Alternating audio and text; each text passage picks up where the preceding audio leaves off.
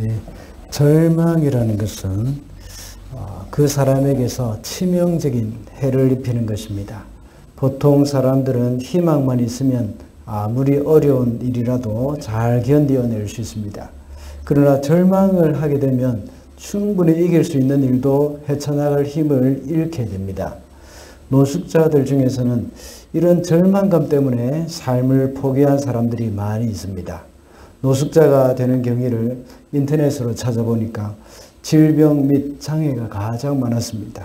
그 다음으로는 이혼이나 실직 때문에 그리고 사업에 실패하여 노숙자가 된 그런 경우가 참 많았습니다. 이런 사람들은 밥을 제대로 먹지 못하고 잠을 잘 만한 장소가 없고 또 씻을 곳도 없습니다.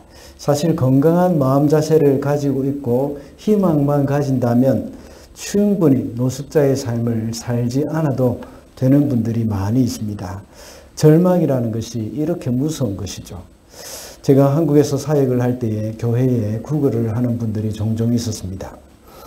교회에 들어와서 구걸을 하는 분들이 있었습니다. 만약 제가 사무실에 있을 때에 그런 사람들을 만나게 되면 가능하면 만족스러울 정도로 돈을 줬습니다. 그리고 그 사람을 앉혀놓고 복음을 전했습니다. 그리고는 이렇게 살지 말고 희망을 가지고 할 수 있는 일을 찾아서 해보라고 이렇게 말을 하기도 했습니다. 올 때마다 저에게 또 설교를 한 편씩 듣고 또 복음 제시를 받고 어떤 사람은 영접 기도까지 하고 가는 사람도 있었습니다. 이런 사람들에게 어떻게 해서든지 그리스도 안에서 소망을 가지도록 하는 것이 굉장히 중요한 것이죠. 우리 그리스도인도 역시 절망 가운데 빠질 경우가 많습니다. 지금 감당할 수 없는 그 어려운 가운데서 이길 힘이 없을 때에 그것을 극복할 수 있는 가능성조차 보이지 않을 때에 절망감이 오기도 합니다. 그리고 아무리 기도를 해도 응답이 오지 않을 때도 그렇습니다. 이럴 때 우리 성도들도 절망감이 드는 것이죠. 그럴 경우에는 차라리 또 안 믿는 사람처럼 살고 싶은 그런 유혹도 들고 또 신앙조차 포기하고 싶은 생각이 들 수도 있습니다. 이런 생각이 들 때에 그리스도인은 심각한 병에 걸린 것입니다. 오늘 성경 본문에서도 역시 하박국은 아주 절망적인 상황에 처했습니다. 하박국이 하나님께 기도하면서 하나님이 주시는 그 대답에서 우리는 나름대로 실마리를 찾을 수가 있습니다. 모든 그리스도인의 어려움에는 하나님의 뜻이 다 있습니다. 그것을 믿고 끝까지 하나님을 의지하면서 기다릴 때에 승리할 수가 있습니다. 지난 시간에 우리가 살펴봤듯이 하나님은 침묵으로 응답하실 때도 있고 절망적인 상황으로 응답하실 때가 있습니다. 그럼에도 불구하고 우리는 하나님을 신뢰해야 한다고 했습니다. 그래서 오늘은 이런 상황 가운데서 하나님을 신뢰하면서 믿음으로 사는 사람은 어떤 사람인지 살펴보겠습니다. 그래서 오늘의 제목은 믿음으로 사는 사람이라고 잡았습니다. 첫째로 믿음으로 사는 사람은 하나님을 기대합니다. 1절 말씀입니다. 내가 초소 위에 올라가서 서겠다. 망대 위에 올라가서 나의 자리를 지키겠다. 주님께서 나에게 무엇이라고 말씀하실지 기다려보겠다. 내가 호소한 것에 대하여 주님께서 어떻게 대답하실지를 기다려보겠다. 하박국이 초소 위에 서고 망대 위에서 자리를 지키겠다고 말하는데 그 이유가 주님께서 무슨 말씀을 하실지 기다리기 위해서 있습니다. 주님이 어떤 모양이든지 응답하실 것이라는 그 기대감 때문이죠. 처음에 하박국은 예루살렘의 죄로 인해서 하나님께 기도를 했는데 하나님은 바벨론 군사를 보내서 치겠다고 말씀하셨습니다. 이것도 역시 하박국에게는 크게 절망스러운 응답이었습니다. 차라리 기도를 하지 않았어야 하는데 하는 생각이 들 수도 있습니다. 그렇지만 하박국은 끝까지 예루살렘을 포기하지 않았습니다. 그는 다시 하나님께 기도했던 것입니다. 그리고 바벨론을 통한 징계가 아니라 다른 대안은 없는지 이렇게 물어보는 겁니다. 그리고 이렇게 초소에 올라가서 기다리고 망대 위에 올라가서 자기의 자리를 기다리면서 자기의 자리를 지키면서 하나님의 응답을 기다리겠다고 말했습니다. 다른 장소에 가서 응답을 기다릴 수 있을 것인데 초소와 망대에서 기다린다고 했는 그 이유가 뭘까요? 바벨론 구사들이 쳐들어온다는 하나님의 말씀이 있었기 때문입니다. 하나님의 말씀은 반드시 이루어진다는 것을 알기 때문에 적들이 쳐들어오는 것을 경계하면서 하나님의 또 다른 응답이 없는지를 기다리는 것입니다. 예루살렘을 지키면서 하나님의 응답을 기다리고 있는 것입니다. 초소나 망대에서 기다리는 또 다른 이유가 있습니다. 그것은 우리가 중보기도 세미나를 할 때에 드린 말씀입니다. 중보기도자는 성 위에 있는 사람이라고 했습니다.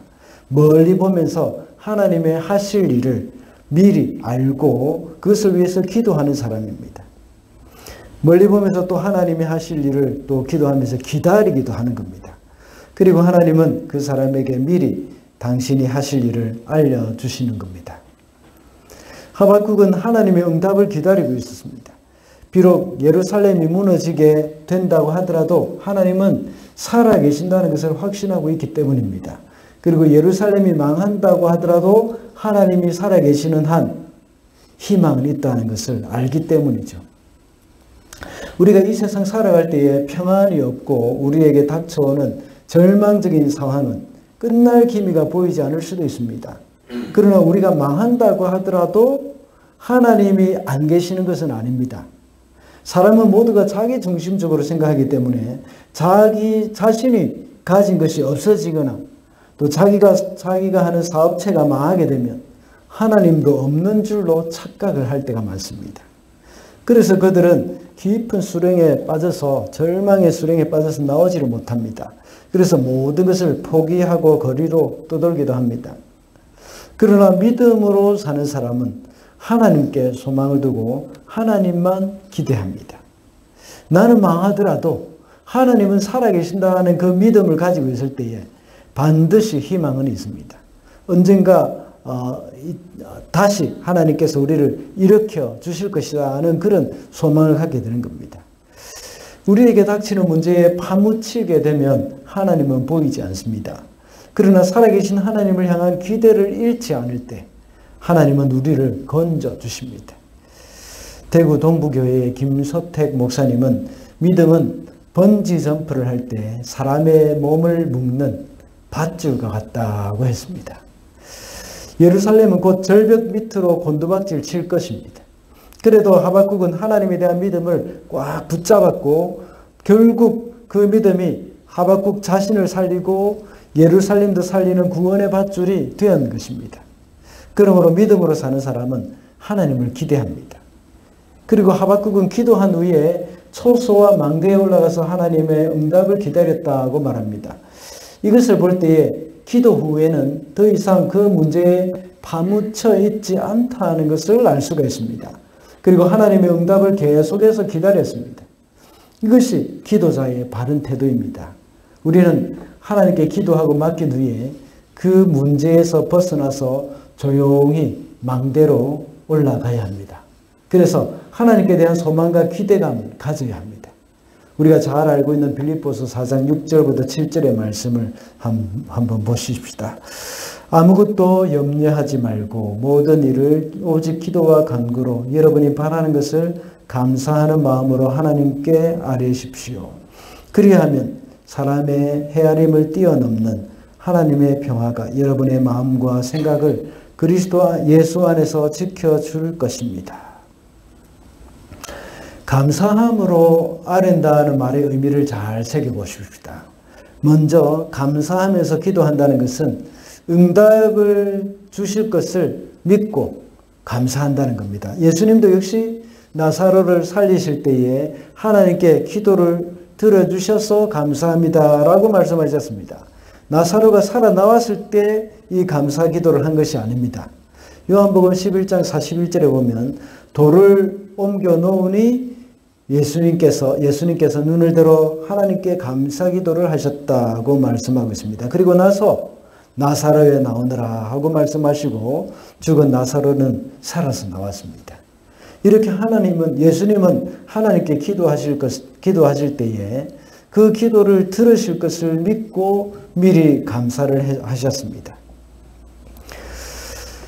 그리고 방금 읽은 빌립보서 4장 6절 7절에서 세 번역에서는 여러분이 바라는 것을 감사하고 아뢰라고 나와 있는데, 이것이 아까 방금 말했던 것, 기도 응답에 대한 감사를 미리 하는 것이죠.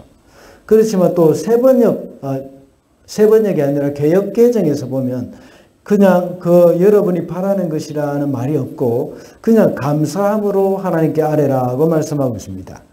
감사함으로 하나님께 아뢰는다는 것은 주어진 상황에 대한 감사의 의미가 들어 있습니다. 먼저 아무것도 염려하지 말라는 말에서 우리는 힌트를 얻을 수 있죠. 다른 말로 하자면 염려할 수밖에 없는 상황에서 기도를 한다는 것입니다.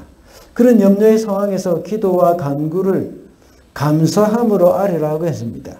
그렇다면 하박국도 역시 그 절망적인 상황에서 감사할 수 있었겠습니까? 여러분 생각할 때. 우리에게 있는 작은 일들은 좀 불행하더라도 어렵더라도 감사할 수 있습니다. 그러나 이방인에 의해서 나라가 망하는 그 일에 대해서도 과연 하박국이 감사할 수 있을까 하는 그런 생각이 듭니다. 그렇지만 하박국은 감사하는 마음이 있었습니다. 하박국 3장 17절부터 19절까지의 말씀 제가 한번 읽어보겠습니다.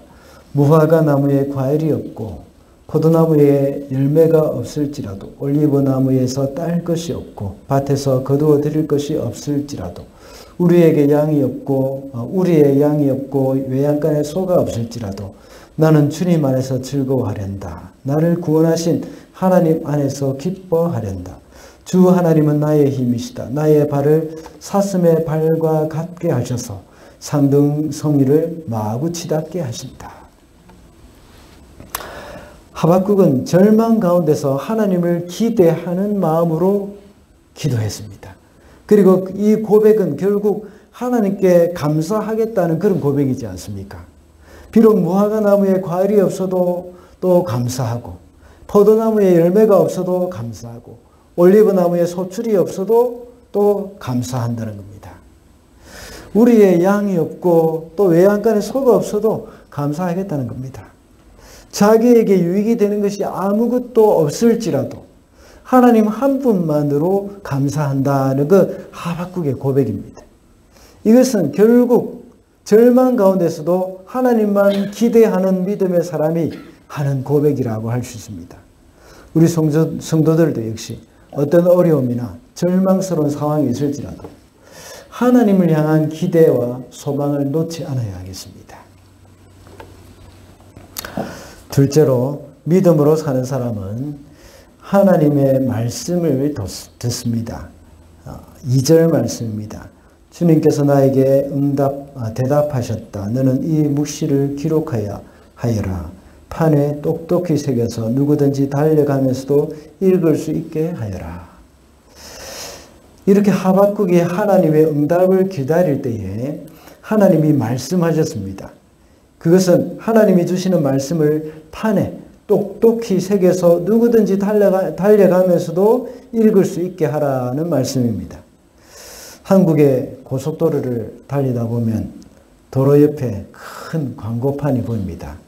큼직하게 만들어 놨기 때문에 시속 100km 이상을 달려도 아주 잘 볼 수 있습니다. 하나님은 하박국에게 이렇게 기록하라는 것입니다. 하나님은 응답을 기다리는 하박국에게서 이 묵시를 기록하라고 했는데 도대체 어떤 말씀을 기록하라는 것일까요? 그건 3절에 있습니다. 하나님의 말씀은 정한 때가 오면 반드시 이루어진다는 것과 곧 끝이 온다는 말입니다. 반드시 그때가 오고야 만다는 말씀입니다. 왜 이 말씀을 하신 것일까요? 그리고 왜 이 말씀을 크게 기록해서 달려가면서도 읽을 수 있도록 하라는 것이겠습니까? 하나님이 용서해 주시거나 심판을 취소하시겠다는 그런 말씀이라면 참 이렇게 크게 적어서 예루살렘 사람들이 다 볼 수 있게 하면 더 좋겠지만, 그러나 예루살렘은 망하게 되었는 것입니다. 그렇지만 비록 예루살렘은 망하게 되었지만 하나님의 말씀은 영원하다는 것입니다. 인간의 방법은 실패하고 사라져도 하나님의 말씀은 영원합니다. 이 세상에 있는 모든 것은 없어질 수 있습니다. 천지가 없어지기 전에는 하나님의 말씀은 1.1핵도 사라지지 않을 것입니다. 권세도 없어지고 부귀영화도 사라집니다. 그러나 하나님의 말씀은 영원토록 살아있고 결국은 성취될 것이라는 말씀입니다. 예루살렘도 망했고 예루살렘을 멸망시킨 이 바벨론도 망했습니다. 그리고 신약시대 당시에 세계를 지배했던 이 로마도 망했습니다. 사람들은 로마에 영원하라 라고 말했을지도 모릅니다. 그러나 로마도 결국은 망하고 말았죠. 그러나 하박국이 전한 말씀인 의인은 믿음으로 말미암아 살리라는 말씀은 어떻습니까? 아직도 살아있습니다. 그래서 그 말씀을 듣고 낙심한 자들이 살아납니다. 마틴 루터와 같이 자신의 죄 문제를 해결하지 못해서 절망 가운데 허덕이고 있을 때 의인은 믿음으로 말미암아 살리라는 이 말씀으로 인해서 위대한 종교개혁을 일으켰습니다. 그래서 그 암흑 가운데 있던 교회를 다시 새롭게 하는 역할을 마틴 루터가 시작했던 것입니다. 그러므로 우리가 힘들고 어려운 가운데 있을 때에 그것을 해결할 수 있는 방법이 있습니다. 그것은 뭐겠습니까? 하나님의 말씀을 들어야 합니다. 하나님의 말씀만이 우리의 유일한 희망입니다. 우리가 낙심될 때에 하나님의 말씀으로 돌아가야 합니다. 오늘 새벽 기도회 때 닭 울음소리가 들릴 때 우리는 말씀으로 돌아가야 한다고 했습니다. 우리에게 오는 절망적인 상황도 역시 말씀으로 돌아가야 한다는 그런 닭 울음소리로 들어야 하는 겁니다. 그래서 우리가 전혀 생각하지도 못했던 그것을 깨우칠 수 있다는 겁니다. 그것이 바로 우리의 절망적인 상황이 바로 우리를 깨우치는 닭 울음소리가 될 수가 있다는 겁니다. 어떻게 하라는 닭 울음소리입니까?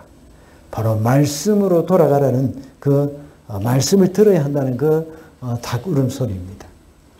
우리가 평안하고 하는 일마다 잘 된다면 하나님의 말씀을 듣지 않을 때가 참 많습니다. 그것이 잘 되는 것이 아닌 것이죠.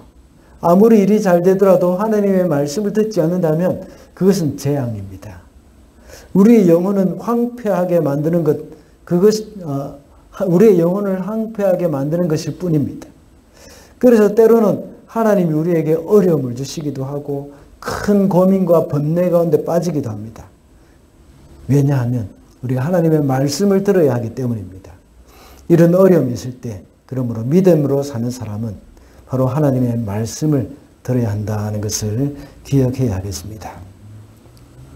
마지막으로 믿음으로 사는 사람은 기다립니다. 3절 말씀입니다.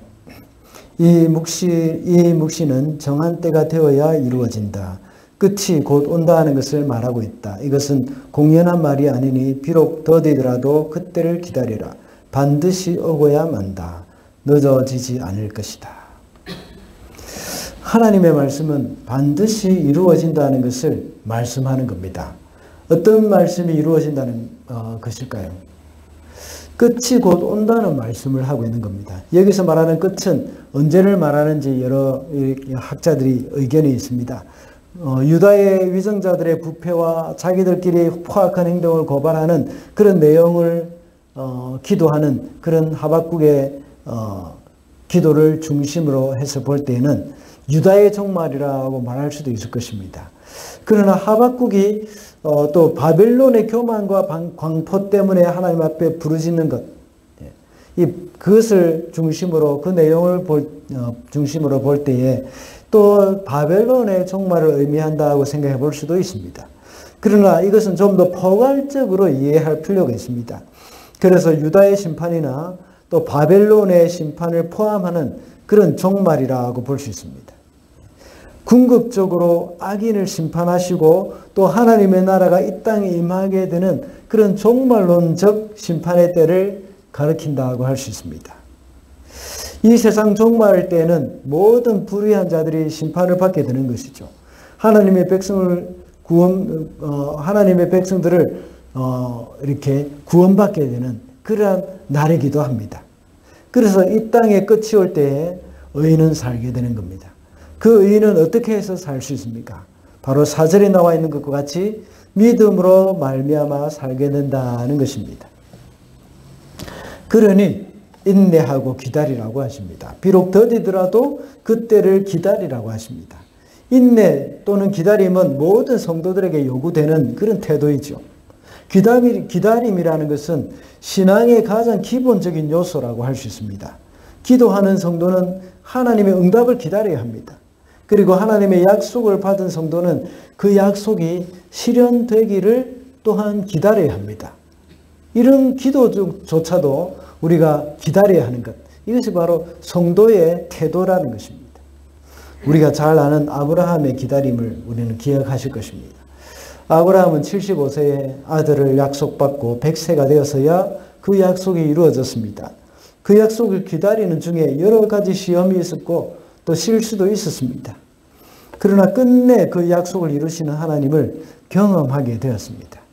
그렇다면 우리가 어떤 자세로 기다려야 할까요? 기다린다고 할 때 막연하게 그냥 마냥 기다리기만 하면 되겠습니까? 오늘 본문 1절에서 하박국은 행동을 통해서 우리에게 교훈을 주고 있습니다. 하박국은 초소에서 기다리고 망대에서 기다린다고 했습니다. 물론 이것은 실제로 아까 1절을 강해할 때에 이 바벨론이 쳐들어올 것을 생각하고 지킨다는 의미가 있습니다. 그리고 또 다른 의미는 제가 말씀드렸듯이 선지자 또는 중보기도자의 자세라고 할 수 있습니다. 중보기도자는 성 위에 서 있는 자라고 했습니다. 이 말은 하나님이 그에게 주시는 그 비전을 보고 미리 아는 일입니다. 다시 말하자면 선지자의 역할이라고 할 수 있습니다. 하박국은 초소에 올라가고 또 망대에 올라가서 하나님의 응답을 기다린다고 했다는 겁니다. 이 말은 다른 말로 하자면 선지자의 사명을 감당하면서 기다린다는 말입니다. 그래서 1절에서 내 자리를 지키겠다고 말을 합니다. 우리 성도들이 하나님의 때를 기다린다고 할 때에 자신이 받은 사명을 잘 감당하면서 기다려야 한다는 그런 말입니다. 마지막 때에 하나님이 우리에게 주신 사명은 무엇이겠습니까? 물론 우리가 이 세상에서 경제활동을 통해서 하나님께 영광 돌리며 살아가는 것이기도 합니다. 그러나 더 나아가서는 우리의 삶을 통해서 주님의 뜻이 나타나고 복음을 증거하면서 사는 그런 삶을 가리키기도 합니다. 주님의 때를 기다리는 우리의 자세는 바로 우리에게 맡겨진 일을 충실히 감당하면서 기다리는 것입니다. 종말이 가까웠다고 해서 아무것도 하지 않는 것은 성경적인 방법이 아닙니다. 그래서 사도 바울은 데살로니가 교회에 그렇게 말을 하지 않습니까? 이 종말이 주님이 오실 때가 가까웠다고 해서 아무것도 하지 않는 그런 사람들, 이 일을 하지 않거든 먹지도 말라 하는 그런 이 말씀도 하고 성경의 자문에서 하고 있지 않습니까? 우리는 하나님이 우리에게 주신 현실 생활에서도 충실히 해야 합니다. 내일 당장 종말이 온다고 하더라도 그렇게 살아야 하는 겁니다. 특히 하박국과 같이 절망 가운데서 하나님의 때를 기다린다. 이것은 정말 쉽지 않습니다. 정말 아무것도 하고 싶은 의욕도 없어집니다. 기다리다 지쳐서 포기하고 싶은 마음이 얼마나 자주 들겠습니까? 그러나 앞서 첫 번째 대지에서 말씀을 드린 바와 같이 하나님을 바라는 사람은 기다림이 조금 더 쉬워집니다. 언젠가 한번 나눈 적이 있습니다. 제가 저희 어머니가 살아계실 때에 우리는 자주 찾아뵙지를 못했습니다. 어쩌다가 한번 가게 되면 그 전날 미리 전화를 드립니다. 그러면 어머니는 이제 어떻게 하겠습니까? 전화를 받는 그때부터 기다리기 시작하는 겁니다. 어머니가 살고 계시는 그 옆집에 저희 누님이 살았습니다. 늘 기다리는 어머니의 모습이 너무 안쓰러웠던지 저에게 말했습니다. 이제부터 올 때는 미리 알리지 말고 와라고. 갑자기 오라고. 그 어머니가 계속해서 기다리는 그런 모습을 보기 싫다는 겁니다. 그래서 저도 어머니에게 기다리지 마시라고 말씀드리곤 했습니다. 그런데 세월이 흐르고 어머니는 이제 돌아가신 그 후의 일이었습니다. 한국에서 아내를 치료하기 위해서 머물러 있을 때였습니다. 뉴질랜드에 있는 저희 아이들 둘이 한국에 방문한다는 말을 했습니다. 그 말을 들으니 저도 아이들이 기다려졌던 것이죠. 예. 오면 어떤 맛있는 음식을 좀 만들어줄까? 어디 가서 무엇을 할까? 생각하면서 확 기다립니다. 그런데 그 기다림이 전혀 힘들거나 싫지가 않았습니다. 예. 설레임이었죠. 설레임. 기다림이 흥분되었습니다. 그리고 나서 생각이 들었습니다. 우리를 기다리셨던 어머니도 이런 마음이셨겠다 하는 그런 사실입니다. 우리는 하나님에 대한 기대감을 가지고 있을 때에 그 기다림은 설레임으로 변하는 겁니다. 믿음의 사람은 하나님에 대한 기대감이 있습니다. 그 기대감을 가지고 하나님의 때를 설레임으로 기다릴 수 있게 될 것입니다. 지금 혹시 너무나도 힘겨운 일이 여러분의 마음을 절망하게 만들고 있습니까? 믿음의 사람이 되어야 합니다. 그래서 그 믿음의 사람으로서 하나님의 때를 기다리는 겁니다.